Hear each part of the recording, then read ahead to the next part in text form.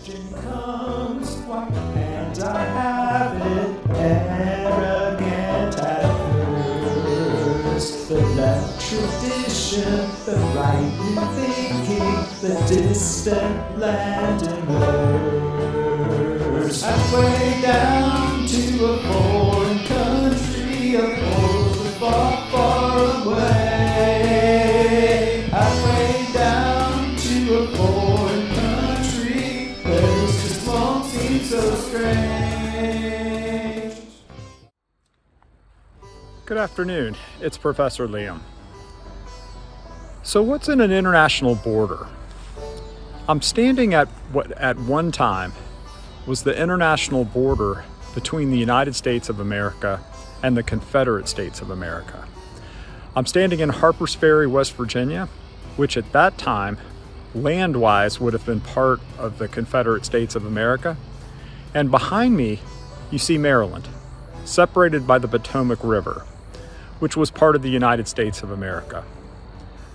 Although we usually think of different countries like China in the United States, or Mexico in the United States, or even Canada in the United States, any place that there are two different countries that share a border, that's an international border. So you have to wonder, what about the trade? Would the United States of America have had comparative advantage in some things? Would the Confederate States of America have had comparative advantage or absolute advantage in some things? How would trade have happened? Would there have been tariffs? Would there have been quotas? Most of us are happy we never learned these things, I think. I think as much as people still may have, let's say spirit for one side or the other, may have been based on where their ancestors came from. For the most part, I think we're happy that we have open borders and free trade between these two sections of our country. Take care.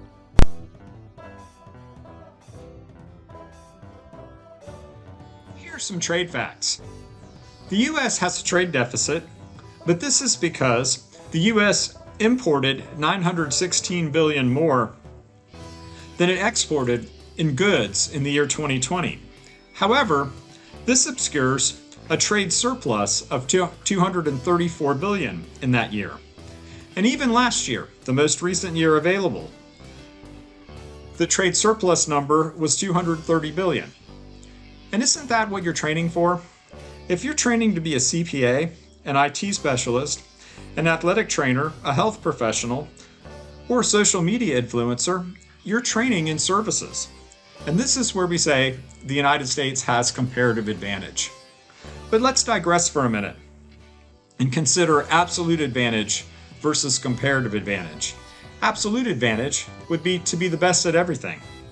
Comparative advantage, you may be better at everything, but you pick something with the lowest opportunity cost and you do that, and you let a competitor do the other thing.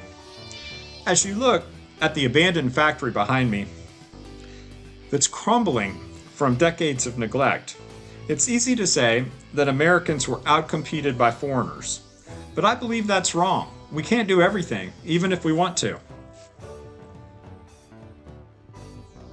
How much would we have to pay you to quit developing your skill and take a job as a steel worker in a plant like that, even if it had walls? For me, that number's infinite. You see, on Christmas Day in 1921, my great-grandfather was killed in that mill when a beam fell on him. My grandfather grew up fatherless. If there's a payment amount you would accept though, cash, respect, influence, etc., wouldn't it be better to let a country that mines hard steel work like that less do the work? If you're like me, you'd say, yeah, let's be reasonable. Thank God someone else makes steel cheaply.